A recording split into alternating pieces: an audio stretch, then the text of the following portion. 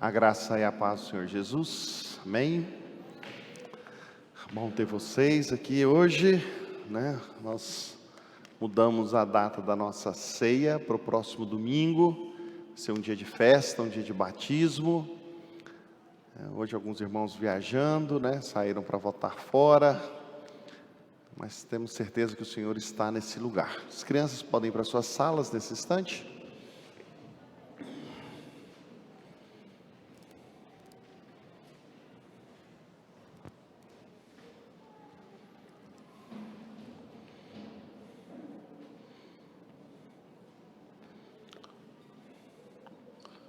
Hoje aí enfrentamos uma luta, né, com as questões de tecnologia. A internet parou de funcionar, não tem como a gente estar transmitindo o nosso culto. Depois o pessoal ensaiando aí desde as 5 horas da tarde, quando foi agora, faltando 5 minutos para começar o culto, tivemos uma pane aí na energia, né? Ficamos sem as caixas de cima, a mesa desligou, então vamos tendo paciência aí. Quero agradecer os meninos da comunicação, né, que estão se desdobrando para que a gente tivesse o nosso culto da melhor forma possível. A gente está caminhando aí, para quem está vindo pela primeira vez ou está nos visitando, nós estamos estudando a carta de Paulo aos Coríntios. Estamos caminhando nela já há alguns meses, né? E a gente veio lá do capítulo 1, passeando aí por essa carta. A gente tem aprendido muito como igreja, algumas exortações para nós, e a gente vai dar sequência hoje no capítulo 10. A gente quer pensar com os irmãos a respeito do capítulo 10 nessa noite. Abra sua Bíblia então, 1 Coríntios capítulo 10, vou estar lendo alguns versículos com vocês, vou estar explorando esse texto até o verso 23. Vou ler alguns agora e você permanece aí com a sua Bíblia aberta. Porque não quero, irmãos, que vocês ignorem o fato que todos os nossos antepassados estiveram sobre a nuvem, todos passaram pelo mar. Em Moisés, todos eles foram batizados na nuvem e no mar. Todos comeram do mesmo alimento espiritual e beberam da mesma bebida espiritual, pois bebiam da rocha espiritual que os acompanhava, e essa rocha era Cristo. Contudo, Deus não se agradou da maioria deles, por isso seus corpos ficaram espalhados no deserto. Essas coisas ocorreram como exemplos para nós, para que não cobicemos coisas más, como eles fizeram. Não sejam idólatras, como alguns deles foram, conforme está escrito. O povo se assentou para comer e beber, e levantou-se para entregar a farra. Não pratiquem imoralidade, como alguns deles fizeram, e num só dia morreram 23.000. Não devemos pôr o Senhor à prova, como alguns deles fizeram, e foram mortos por serpentes. E não se queixem, como alguns deles que se queixaram, e foram mortos pelo anjo destruidor. Essas coisas aconteceram a eles como exemplos, e foram escritas como advertência para nós, sobre quem tem chegado o fim dos tempos. Assim, aquele que julga estar firme, cuide-se para que não caia. Não sobreveio a vocês tentação que não fosse comum aos homens, e Deus é fiel, e Ele não permitirá que vocês sejam tentados além do que podem suportar. Mas quando forem tentados, Ele mesmo providenciará um escape para que possam suportar. Por isso, meus amados irmãos, fujam da idolatria. Estou falando a pessoas sensatas. Julguem vocês mesmos o que estou dizendo. Não é verdade que o cálice da bênção que abençoamos é a participação no sangue de Cristo? É que o pão que partimos é a participação no corpo de Cristo? Como há somente um pão, nós que somos muitos, somos um só corpo, pois todos participamos de um único pão. Considerem-se o povo de Israel, os que comem sacrifícios, não participam do altar. Portanto, o que estou querendo dizer? Será que o sacrifício oferecido a um ídolo é alguma coisa? Ou o ídolo é alguma coisa? Não, não quero dizer que os pagãos sacrificam é oferecido aos demônios e não a Deus. E não quero que vocês tenham comunhão com os demônios. Vocês não podem beber do cálice do Senhor e do cálice dos demônios. Não podem participar da mesa do Senhor e da mesa dos demônios. Porventura provocaremos o ciúme do Senhor? Somos mais fortes do que Ele? Queridos, eu quis ler até o verso 22, vou estar explorando um pouquinho aí. A gente olha para essa carta, a gente vê grandes ensinamentos. Trabalhamos no capítulo 8 sobre liberdade cristã, o que nós podemos, o que nós não podemos fazer. O texto ele vai continuar trabalhando um pouquinho mais sobre isso. Hoje eu quero pensar com vocês a respeito de experiências que devem ser balanceadas com a precaução, né? Eu preciso ser precavido em algumas vezes, né? A gente precisa olhar para as Escrituras e falar, será que é dessa forma que se deve agir? Talvez a frase central do capítulo 10 seja o versículo 12, né? Aquele, pois, que pensa estar em pé, veja que não caia. Talvez esse era o grande orgulho da igreja de Corinto. Eles achavam que eles eram muito bons. E essa tem que ser a nossa grande preocupação, né? Eles se achavam num grau de espiritualidade elevado demais. Nós, como igreja, precisamos tomar cuidado com isso. Às vezes nós achamos que somos melhores do que os outros em espiritualidade. E a Bíblia, ela vai fundo, né? Aquele que está de pé, cuidado para que não caia. Eles estavam muito entusiasmados com esse grau de espiritualidade que eles possuíam. Paulo exorta aquela igreja, cuidado, não se acha melhor do que os outros não. E isso é para nós, para a igreja. Eles eram aqueles crentes narcisistas, né? Eles eram vaidosos, achavam que eram os melhores. Paulo então vai dar uma chicotada neles aí, chamando a atenção dessas pessoas. O apóstolo Paulo, ele adverte aí no verso 12, ao grande perigo da autoconfiança. Por isso que é bom a gente estar junto, a gente caminhar uns com os outros, andar uns com os outros, um cuidando do outro, né? A gente não pode deixar de congregar, a gente não pode deixar de estar juntos, né? Para um cuidar do outro.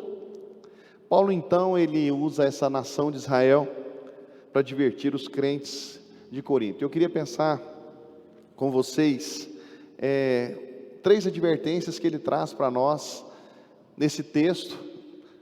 Na próxima semana a gente conclui, né? Mas hoje eu queria trazer essas 3 advertências. A primeira delas são os privilégios, que privilégios não são garantias de sucesso, porque Deus dá muitos privilégios para aquela igreja. O segundo é que um bom começo não é garantia de um final feliz. E terceiro, Deus pode capacitar-nos para vencermos as tentações se dermos ouvidos à sua palavra. Se você guardar esses 3 pontos, é a minha mensagem de hoje, tá? Eu estou fazendo isso todo culto, tentando que você pegue. Eu já te dei tudo que eu vou falar hoje, né? Privilégio não são garantias de sucesso. Um bom começo não é garantia de um final feliz. Deus pode nos capacitar para vencermos as tentações se dermos ouvidos à sua palavra. Primeiro então, quando Paulo nos adverte aí sobre os privilégios que não são garantias de sucesso, eu olho para Paulo e vejo ele tratando algumas situações importantes para nós. Ele começa falando: ora, irmãos, não ignoreis o que os nossos pais estiveram todos sobre a nuvem, todos passaram pelo mar, tendo sido batizados assim na nuvem.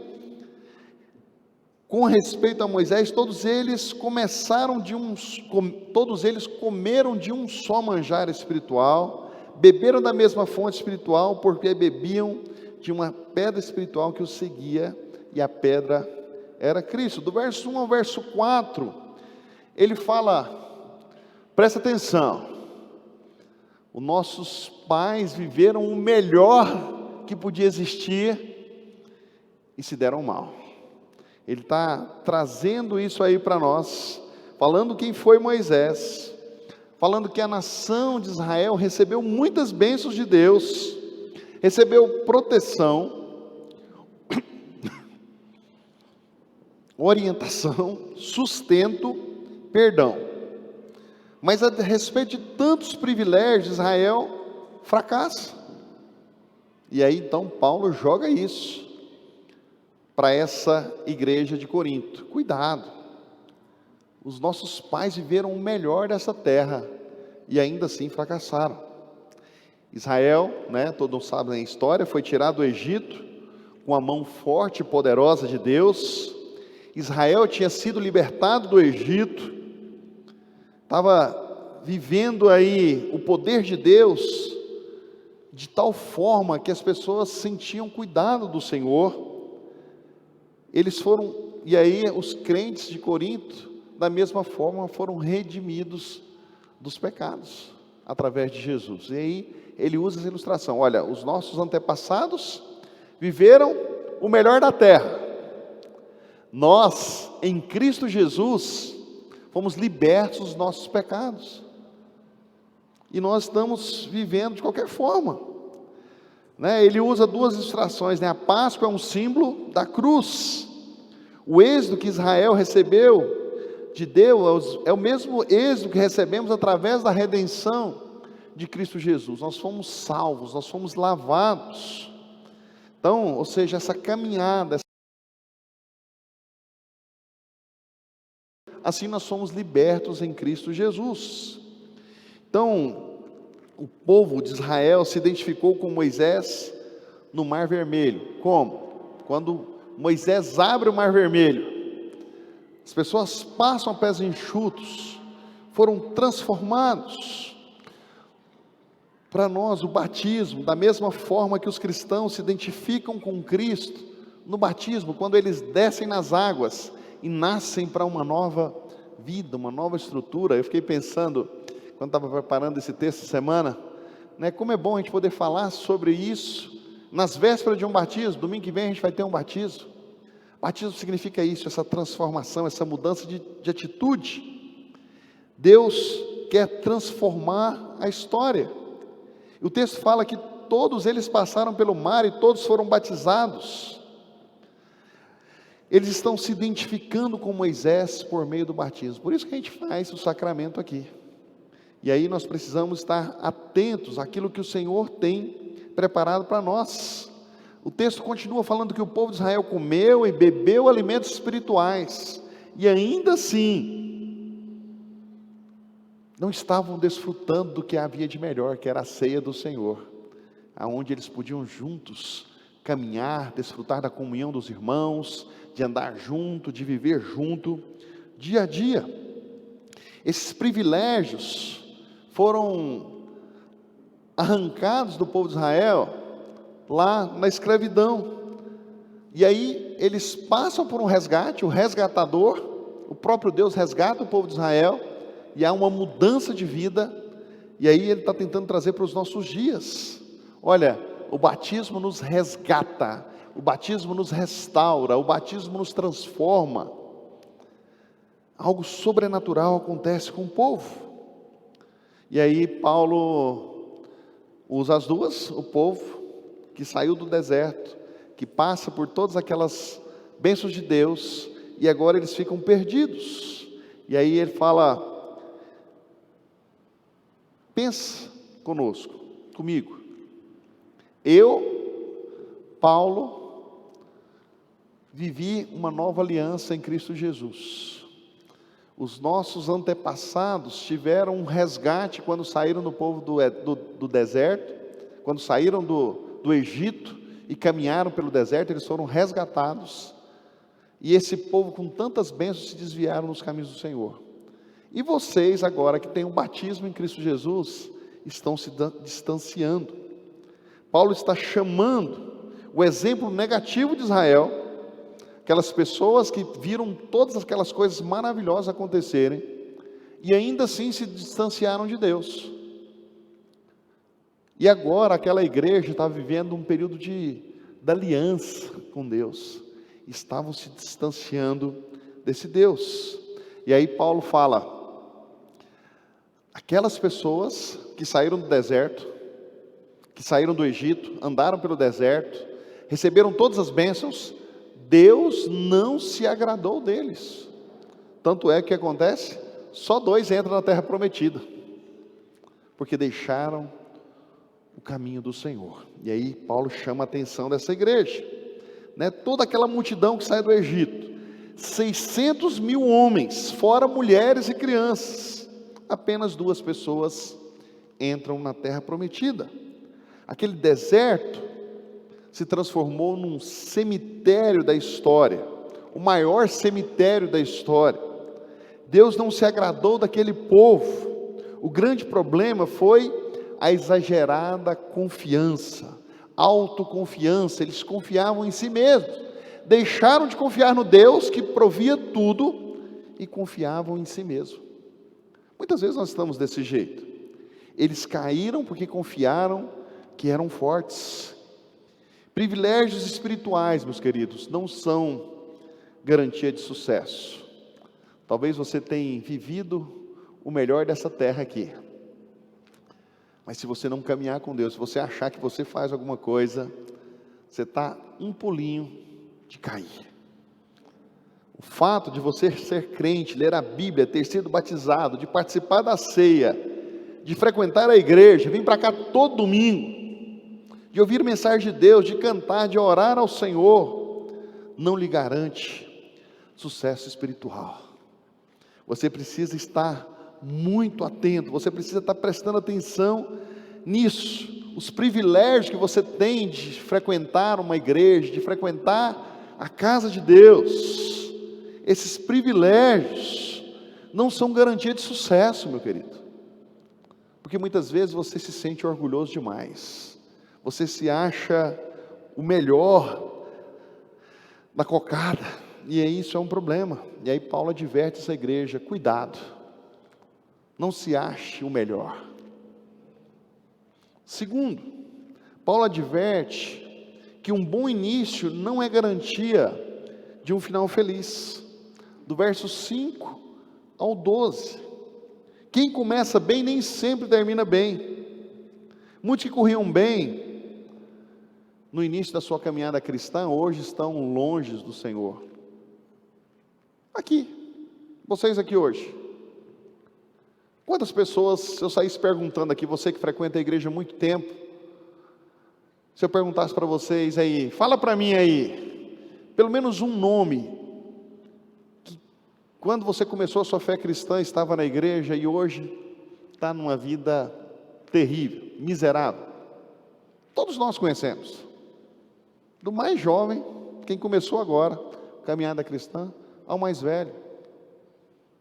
Tem dia que eu escuto algumas histórias aqui da igreja, dessa igreja, que eu sou pastor há 13 anos, de pessoas que estavam aqui dentro dessa igreja, que dá vontade de chorar, meus irmãos. Que tristeza, que fim que algumas pessoas tomaram. Começaram bem, estavam aqui, mas em determinado momento, perderam o rumo. Paulo, ele mostra esse fato extremamente marcante. Nenhuma geração da história da humanidade viu tantos milagres como aquela geração que saiu do Egito, de quem Deus, num determinado momento, não se agrada aquelas pessoas, porque faziam tudo de errado. Aquela geração não apenas viu prodígios e milagres, mas foi beneficiária de milagres. Eles desfrutavam daquilo o tempo todo. Tem dia que eu começo a ler a Bíblia e começo a ver essas histórias, eu falo, meu Deus, como é que é isso? O povo está com fome, de repente vem as codornizes e assentam ali no arraial, de repente o pão cai do céu, né? Ah, mas nós estamos sem água. Toca naquela rocha lá, pá, toca na rocha, a água sai no meio do deserto. As pessoas caminhavam durante o dia e uma nuvem acompanhava as pessoas, meus irmãos. Dá para imaginar isso? Você caminhando no sol quente do deserto. Não sei quantos aqui já pisaram num deserto. É um negócio terrível. Eu estive no deserto do Atacama, no Peru. É um negócio quente. É ruim de você ficar. Você olha assim, parece que o sol está te engolindo. O texto fala que tinha uma nuvem sobre a cabeça daquelas pessoas que não deixavam o sol tocar nelas. No deserto acontece algo interessante. Durante o dia faz um calor louco, mas à noite é um frio congelante. E aí tinha uma chama de fogo que acompanhava aquelas pessoas. Cada coisa. O texto fala que eles andavam pelo deserto e as sandálias não se desgastavam. A roupa deles continuavam intactas durante 40 anos. Dá para imaginar o que é isso de milagre? Vocês estão junto comigo no que eu estou pensando aqui? Eram coisas grandiosas que estavam acontecendo. E aquelas pessoas tiraram os olhos de Deus. A Bíblia faz referência a 3 gerações que viram abundantes milagres. A primeira geração que viu estupendos milagres foi exatamente a geração de Moisés. A segunda geração foi a de Elias e Eliseu. E a terceira geração que viu extraordinários, poderosos milagres foi a geração da época de Jesus e dos apóstolos. Eles viram tudo aquilo. É perturbador saber que nunca houve tanta dureza no coração e incredulidade como nessas 3 gerações. As pessoas eram incrédulas, se afastavam de Deus. Isso me leva a pensar que os milagres em si não podem trazer o nosso coração para perto de Deus. Tem muita gente querendo viver de milagres, de bênçãos e tal. Quando eu olho para todos esses milagres, todas essas bênçãos, eu penso que isso não pode me trazer para perto de Deus. Daquela geração toda, apenas 2 entraram na terra prometida, aquela terra que emana leite e mel. Os demais ficaram prostrados no deserto. Essa geração de Moisés, ela cometeu alguns pecados descritos nesse texto. 5 tipos de pecados gravíssimos. Todo pecado é grave, mas eles cometeram 5. Aquela geração foi toda reprovada. Deus não se agradou da maioria deles. E isso é exemplo para nós hoje, como igreja, igreja do Senhor. Quais são os pecados? Cobiça. Paulo fala lá no verso 6, a fim de que não cobicemos as coisas más, como eles, lá o povo de Moisés, cobiçaram. Aquele povo tinha tudo de que Deus dava. O maná que caía, a água que jorrava, as codornizes que Deus mandava, mas aquele povo era insatisfeito. Ele cobiçava mais coisas, nada estava suficiente. Será que isso não tem acontecido conosco? Será que nós não temos cobiçado? Deus tem dado tanto para nós, nós estamos cobiçando mais coisas. Nos esquecemos de Deus. Deus tinha prometido a eles uma terra que manava leite e mel. E eles cobiçavam coisas ruins, meus queridos. Quando eu vou para o texto, fico pensando, como pode? Deus prometeu uma terra que manava leite e mel, e eles estavam preocupados com os temperos que eles tinham deixado lá no Egito. Alho, cebolinha. Era isso, era a preocupação deles. Muitas vezes nós estamos cobiçando coisas ruins para a nossa vida. Acontece conosco, Deus promete toda sorte de bênção em Cristo, e nós continuamos a cobiçar coisas más. Cobiçamos coisas que não nos levam a lugar nenhum. Queremos coisas que nós não precisamos.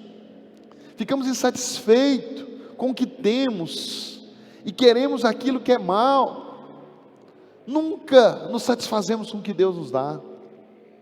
E a gente fica nessa cobiça, sempre querendo mais, correndo atrás do vento, esquecemos das coisas de Deus.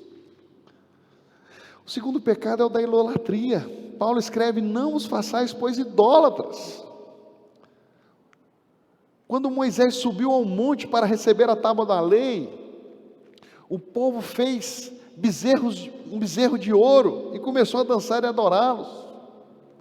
Muitos de nós temos feito ídolos. Ídolos talvez não seja de ouro ou de prata, mas nós temos prostrado muitas vezes diante do dinheiro, diante dos nossos filhos, diante dos nossos cônjuges. Às vezes nós estamos idolatrando o nosso trabalho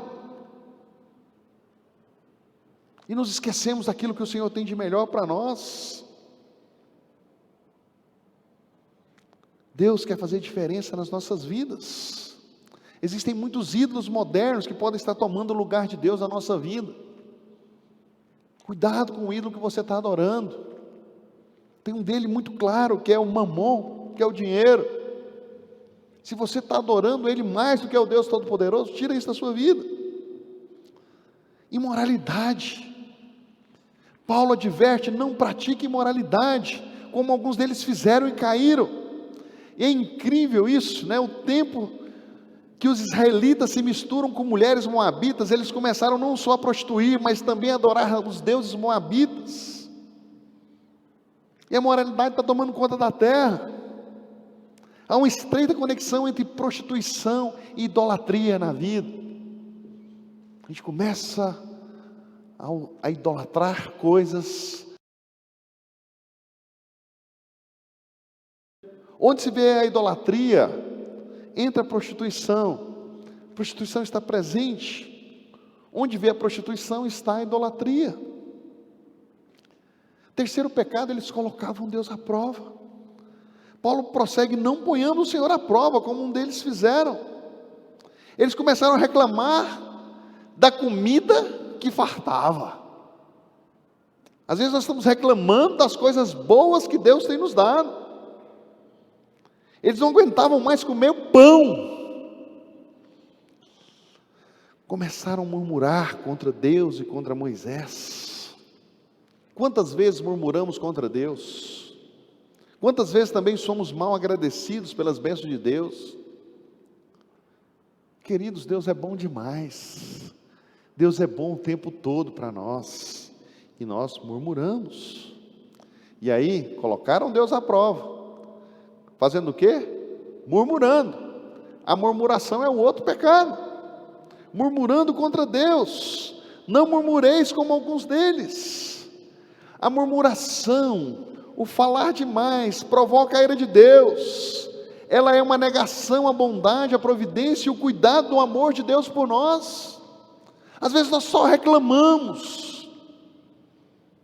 Cuidado.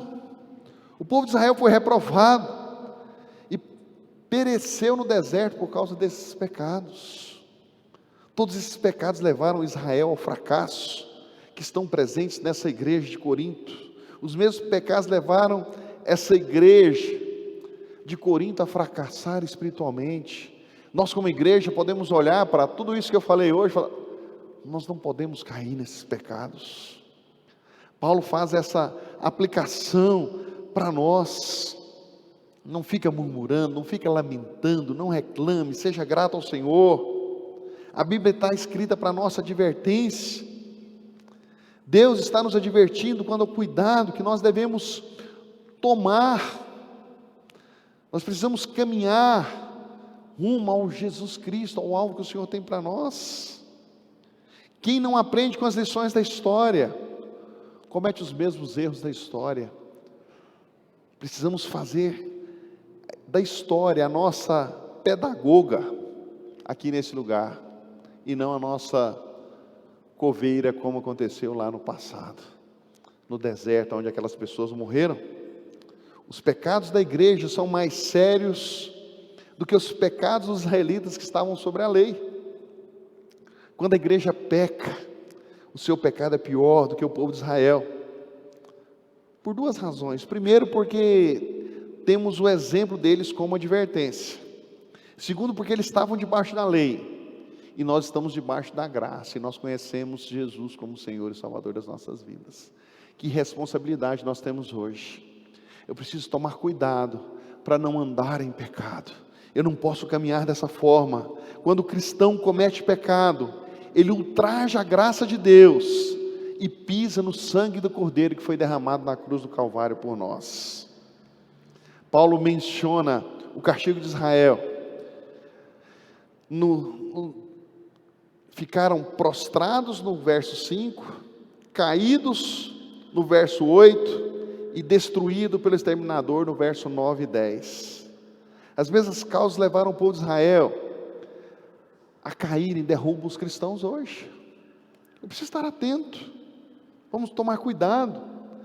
Paulo chega nesse ponto e fala: cuidado com a síndrome da superespiritualidade. E isso tem afetado muitos crentes nos nossos dias. Aquele, pois, que pensa estar de pé, cuidado para que não caia.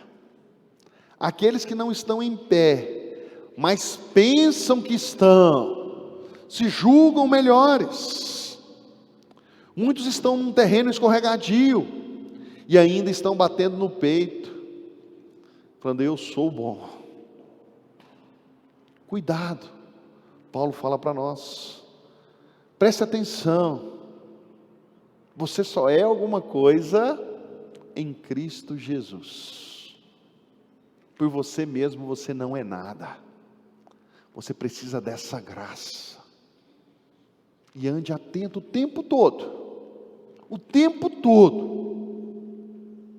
Eu já falei isso aqui uma vez, mas quero repetir. Eu me lembro bem, um dos grandes pastores que nós tivemos nesses séculos, o nome de Caio Fábio. E Caio Fábio de Araújo, era fantástico os livros dele, a gente lia tudo na época do seminário, a gente comia os livros que o Caio Fábio escrevia. Ele escreveu um livro falando da sua autobiografia. Era tão cativante o livro que um colega chegou no seminário com esse livro na mão, tinha 500 páginas, e ele chegou com aquele livro na mão, falando: olha, eu comprei o livro, era caro para nós seminarista, era muito dinheiro. Eu falei: eu posso olhar? Ele falou: pode, só vou começar a ler amanhã cedo. E eu fui para casa, comecei a ler aquele livro 6 horas da tarde, comecei a ler aquele livro. Ele falava tanto, e foi falando tanto ao meu coração, que eu conseguia, até hoje, eu consigo sentir o cheiro da floresta amazônica que o Caio Fábio descrevia naquele livro. Eu comecei a ler aquele livro 6 horas da tarde, e quando foi 7 horas da manhã, eu entreguei o livro para o meu amigo, e o meu amigo falou assim: quando eu terminar de ler, eu te empresto.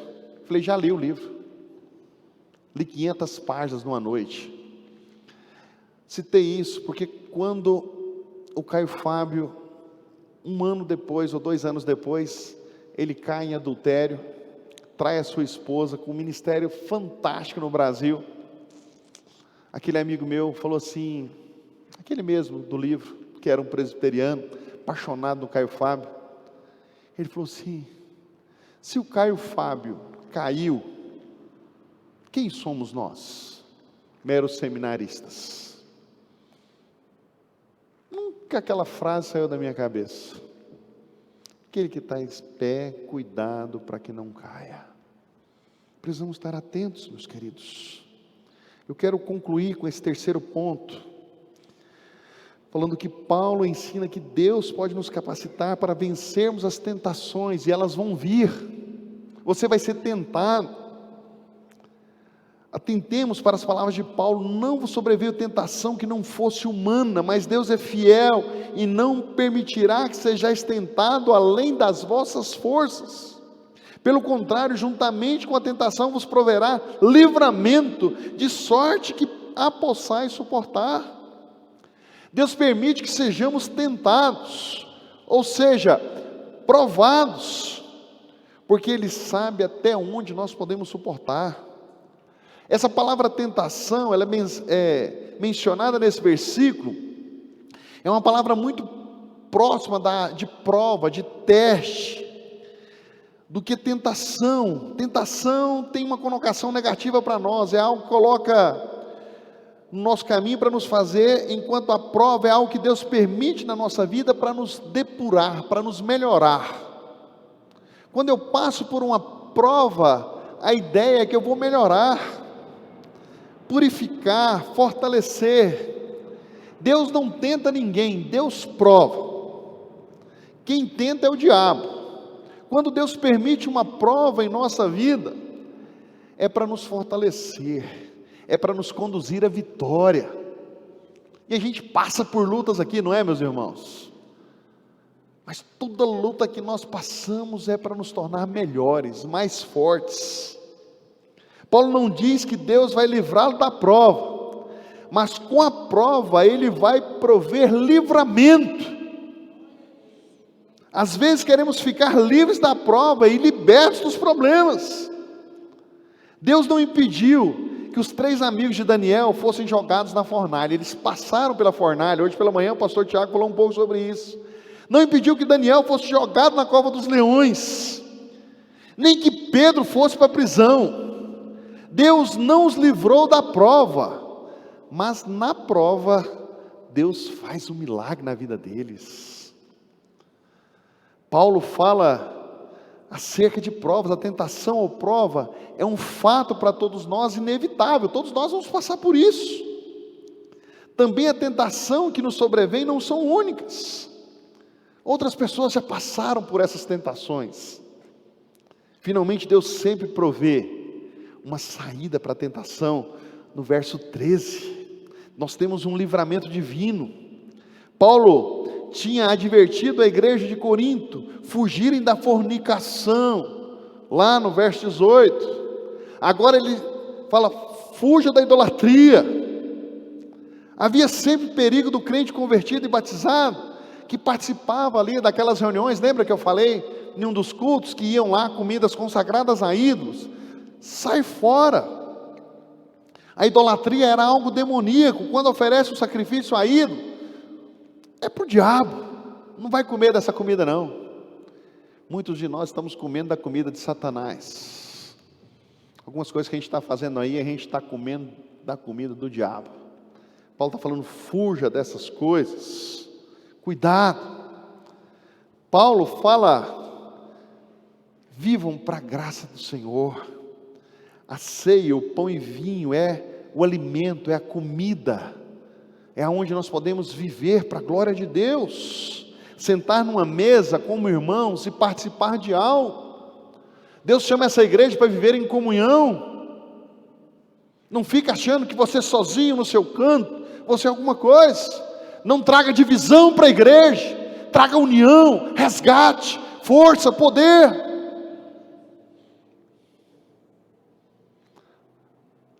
Calvino fala assim, a alma tem uma comunhão tão verdadeira no sangue, quanto o vinho em contato com a sua boca.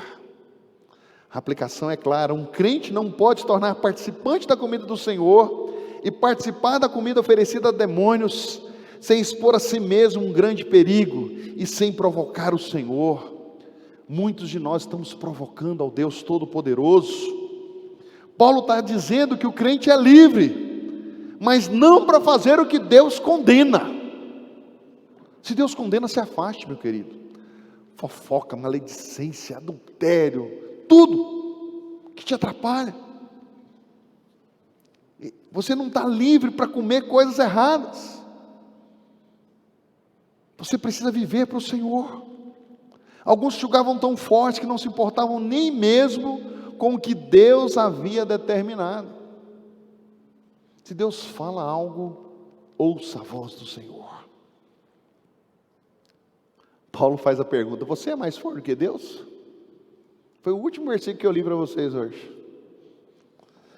Você pode até se considerar mais forte do que os crentes fracos, que se escandalizam em ver você assentando numa mesa de ídolos, mas você é mais forte do que Deus? Tentar Deus é loucura. Por isso Paulo, é claro, fugir das coisas erradas, viva para o Senhor, viva para Ele, busque a Ele. Queridos, Deus quer ver uma igreja forjada nesse lugar. Isso começa na vida de cada um de nós. Como tem sido bom estudar Corinto. Corinto traz para nós princípios tão práticos para nós no dia a dia, que vale a pena você beber disso, comer disso, né? Desfrutar disso. As 3 advertências: privilégio não são garantias de sucesso, um bom começo não é garantia de um final feliz. Deus pode capacitar-nos a vencermos as tentações se dermos ouvidos à sua palavra.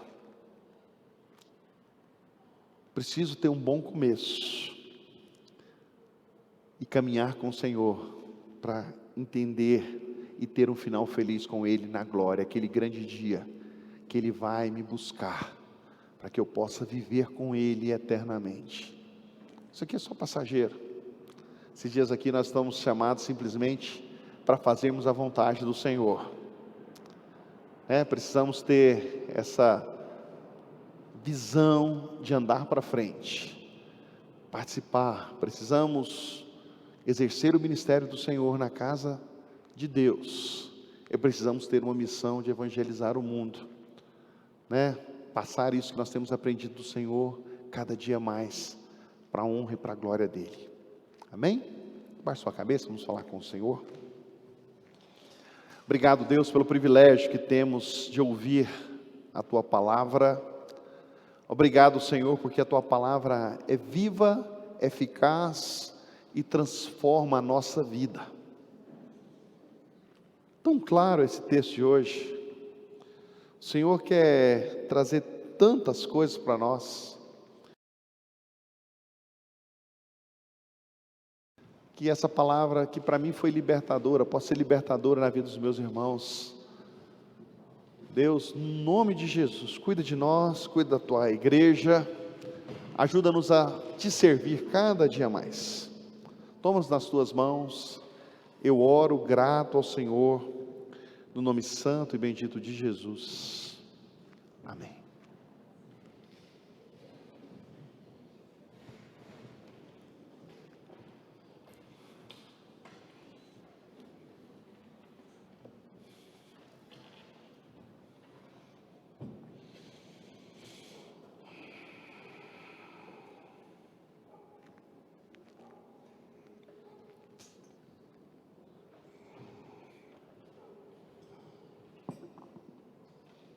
Vamos nos colocar de pé, meus irmãos.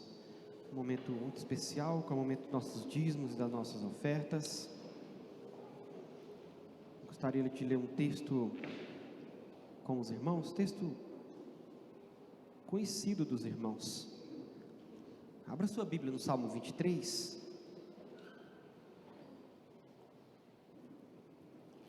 Um salmo que eu creio que todos nós conhecemos. Salmo bastante conhecido, onde a palavra de Deus vai dizer assim: queridos, o Senhor é o meu pastor e nada me faltará. Ele me faz repousar em verdes pastos e me leva para junto dos riachos tranquilos. Renova as minhas forças e guia-me pelo caminho da justiça. Assim Ele honra o seu nome.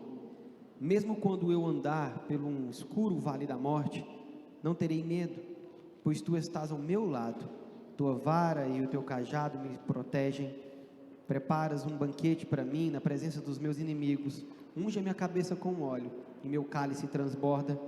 Certamente a bondade e o amor me seguirão todos os dias da minha vida, e viverei na casa do Senhor para todo sempre. Nós temos um bom pastor que cuida de nós, meus irmãos, amém? Nós temos um bom pastor que providencia para nós descanso, alimento, e providencia para nós, acima de tudo, meus irmãos, um lugar para que a gente possa viver para toda a vida. De que mais nós teremos medo, meus irmãos? De que mais nós teremos temor?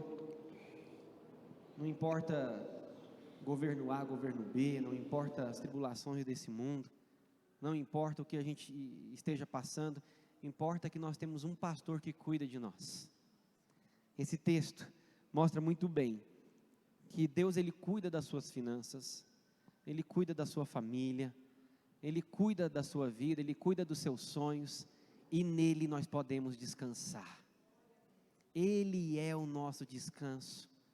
O que eu acho lindo, meus irmãos, durante esse percurso que nós estamos correndo até a morada celestial, tem dia que nós passamos por um vale de morte, não é verdade? Tem dia que a gente passa por momentos de escuridão, momentos de dificuldades, porém nós temos um Deus que segura na nossa mão e fala, chama você pelo nome e fala, vamos que eu estou do seu lado segurando a sua mão, não precisa temer. Amém? O pastor Giovanni disse aqui que nós não podemos levantar um ídolo no nosso coração, não podemos levantar ídolo nenhum, e o principal deles é o mamão.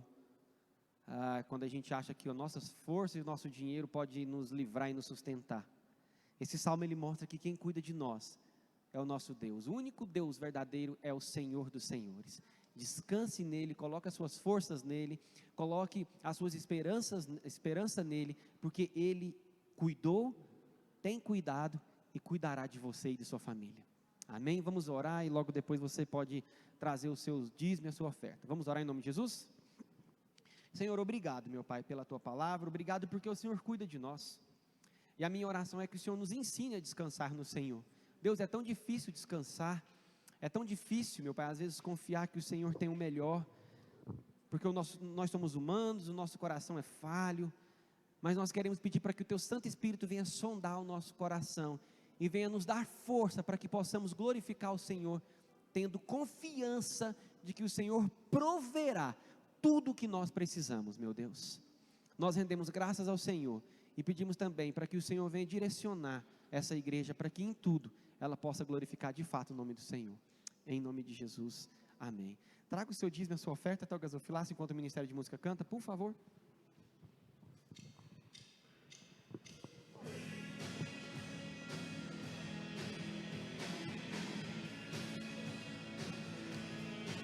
Louvarei ao Senhor todo o tempo, seu louvor estará continuamente em meus lábios e também no coração. Jesus Cristo será sempre minha canção.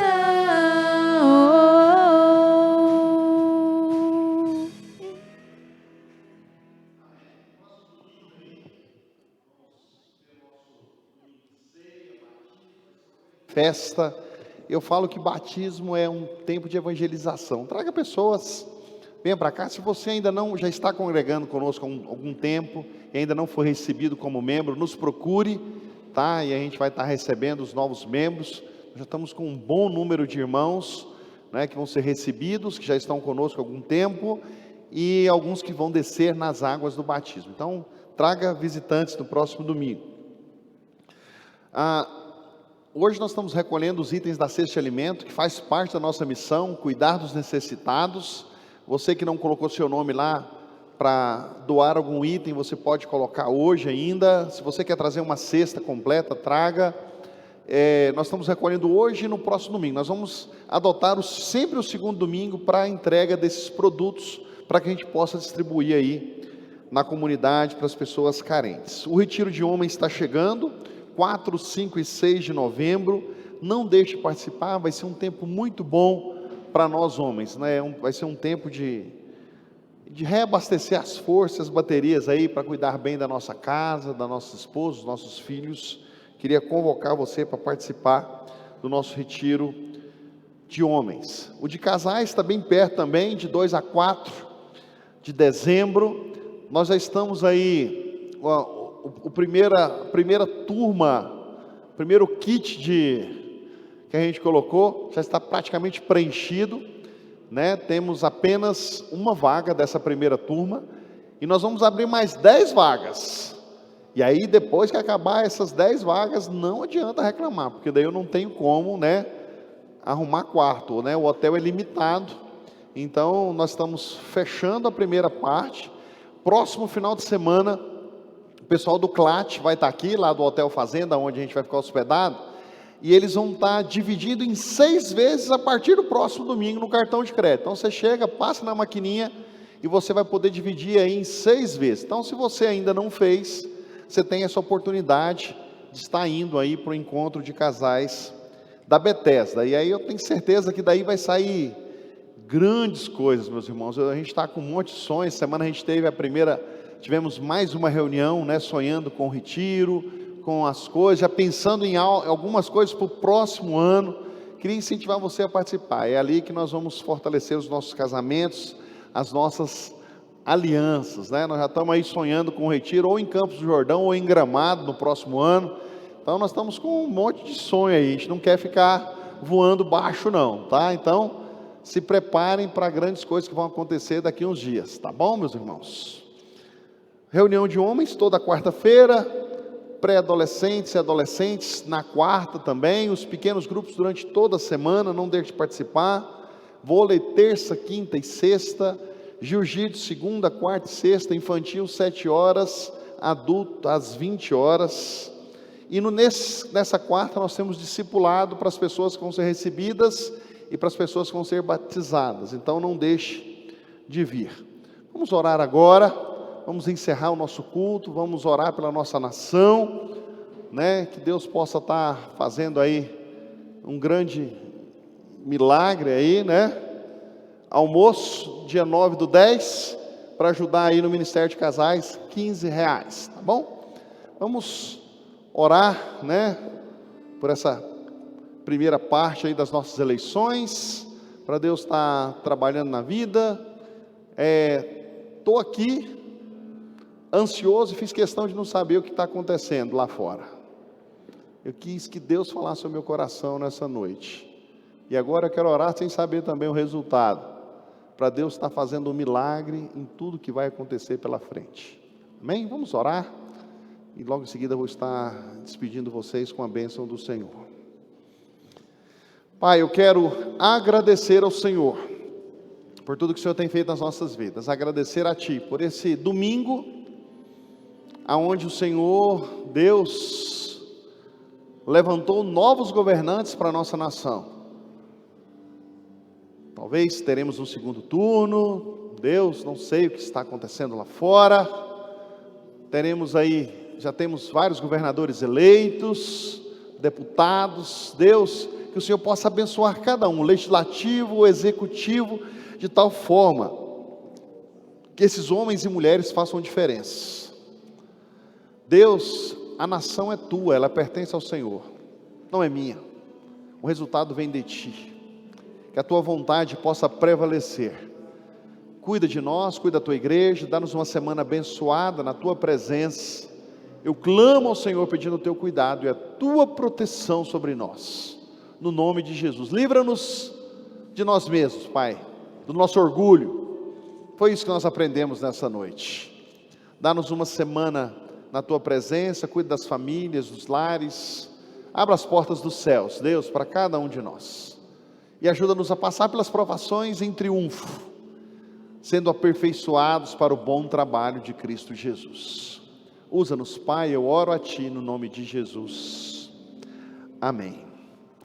Com o amor de Deus, o nosso Pai, que a graça do nosso Senhor e Salvador Jesus Cristo, a comunhão e a consolação do Espírito Santo da promessa, possam acompanhar cada um de nós, todo o povo de Deus espalhado pela face da terra, não somente hoje, mas para todos sempre. Amém. Que Deus abençoe os irmãos, que Deus possa fortalecer você cada dia mais. Parabéns, Yasmin, pelo seu aniversário aí de 18 anos, que Deus possa cuidar de você cada dia mais.